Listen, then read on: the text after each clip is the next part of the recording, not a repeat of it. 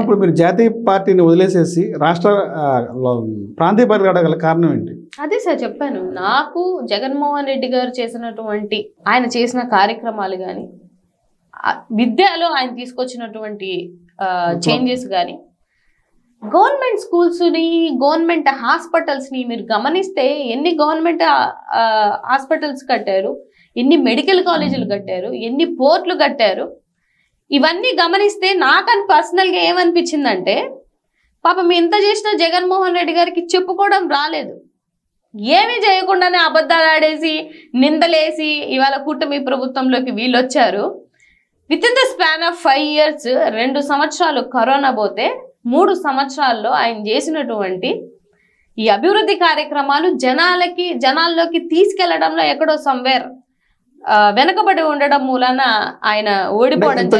జగన్మోహన్ రెడ్డికి ప్రజలు ఎందుకు ఓట్లేదు అంటారు? నా ఎస్సీ, నా బీసీ, నా మైనారిటీ అన్నారు, బట్టలు నొక్కారు, ప్రతి ఇంటికి సంక్షేమం అందించని చెప్పి అన్నారు, మెడికల్ కాలేజ్ మీరు చెప్తున్నారు. ప్రజలు ఎందుకు ఆదరించలేదు, ప్రజలు ఎందుకు ఓట్లేదు, తిరస్కరించారు? 151 నుంచి 11 పడిపోయింది సార్. ఇక్కడ బేసికల్గా ఒక పాయింట్ ఏంటనంటే, వీళ్ళు చెప్పినటువంటి హామీలు కళ్ళబొల్లి హామీలు, super six plus Jaganmohan Reddy గారు ఒక ఇంటర్వ్యూలో, ఇది నా పర్సనల్ ఫీలింగ్, ఒక ఇంటర్వ్యూలో ఏమన్నారంటే, ఇవన్నీ నేను ఇచ్చే పథకాలు ఎవరు తీయడానికి లేదు, ఇవి స్టాండర్డ్గా ఉంటాయి అని ఒక మాట అన్నారు. అది జనాల్లోకి వెళ్ళిపోయింది. అంటే జగన్మోహన్ రెడ్డి గారు ఇవి ఇస్తానన్నారు, ఇంతకన్నా బెటర్గా వీళ్ళు ఇస్తానన్నారు, ఇస్తారు కదా డెఫినెట్గా అని అనుకున్నారు. అదే సామెత అన్నట్టుగా మంచిగా బిర్యానీ బాయ్ లేకపోతే ఇది బాయ్ అన్నట్టు మంచిగా పెడుతున్న మనిషిని ఇంటింటికి కాళ్ళ దగ్గరికి పథకాలు తీసుకొచ్చినటువంటి వ్యక్తిని ఇవాళ పక్కన పెట్టేసుకున్నారు. ఇవాళ జనాలు కూడా అదే ఫీల్ అవుతున్నారు. మీరు రియాలిటీలో కావాలంటే గ్రౌండ్ లెవెల్లో చెక్ చేయండి, వెళ్ళి తీసుకెళ్ళండి. ఎన్ని పెన్షన్స్ తీసేశారు, ఎంతమంది దివ్యాంగుల పెన్షన్లు తీసేస్తున్నారు, ఏ పథకాలు ఇవ్వకుండా నీకు 15,000, నీకు 15,000, నీకు 15,000, నీకు 18,000 అని ఎవరు సార్ ప్రమోషన్ చేసుకుంది? వాళ్ళు కాదా? ఇవాళ మమ్మల్ని అంటారేంటి మేము ప్రమోషన్ చేస్తున్నామని? మీరు చెప్పింది మేము తిరిగి అడుగుతుంటే, గత 5 ఏళ్లలో రాష్ట్రాన్ని అప్పులు కుప్పలు చేసిన జగన్మోహన్ రెడ్డి ఆ అప్పులు కట్టడానికే టైం సరిపోతుంది, వడ్డీలు చెల్లిస్తున్నాము, సంక్షేమ పథకాలు చేయాలనున్న ఆర్థిక పరిస్థితి లేదు, ప్రజలు అర్థం చేసుకోవాలని చెప్పి చంద్రబాబు గారు చెప్తారు. సార్ వీళ్ళందరూ 14 లక్షల కోట్ల అప్పు, 14 లక్షల కోట్ల అప్పు అని చెప్పారు. మన బడ్జెట్లో ఎంత పెట్టారు సార్ వీళ్ళ అప్పు? మీరు చెప్పండి.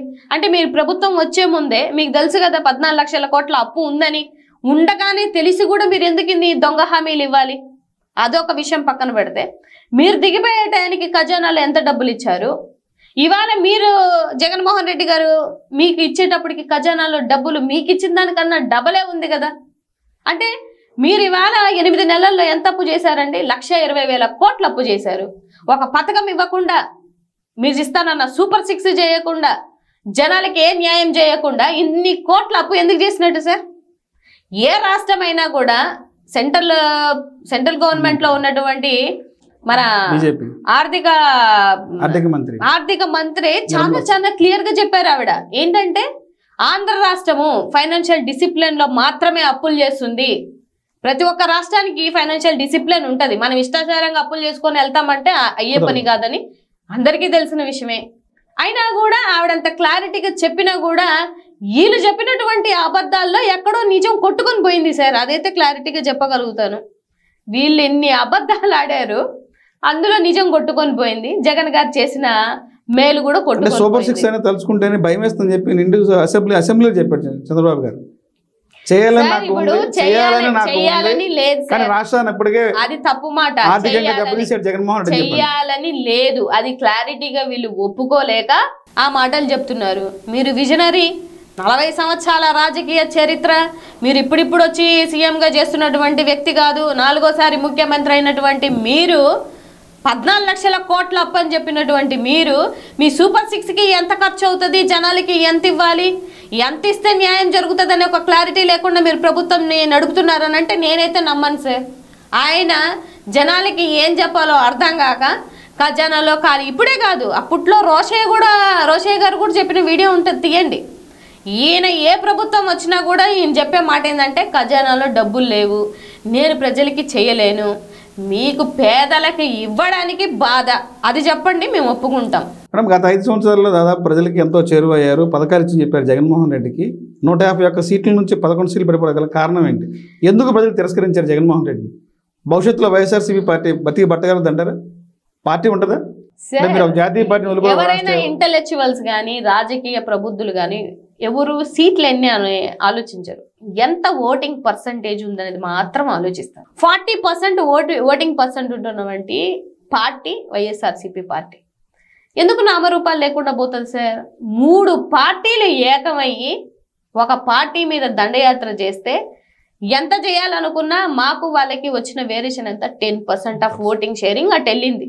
మీరు 3 పార్టీలు కలిసి దొంగ అబద్ధాలు చెప్పి దొంగ నిందలేసుకొని ఎన్నో మాయమాటలు చెప్పి ఆ 10%ని మీరు లాక్కున్నారు. 40% అలాగే ఉంది కదా. 1,30,00,000 మంది జగన్మోహన్ రెడ్డి గారికి అండగా ఉన్నప్పుడు ఎందుకు ఒంటరి అవుతుంది, లేకపోతే ఎందుకు సింగిల్ అయిపోతుంది, లేకపోతే నామరూపాలు లేకుండా పోతుందని మీరు మాట్లాడుకుంటుంటే భవిష్యత్తులో వైఎస్ఆర్సీపీ పార్టీ భూస్థాపన అవుతుంది అనేది టీడీపీ వర్గాలు చెప్తారు.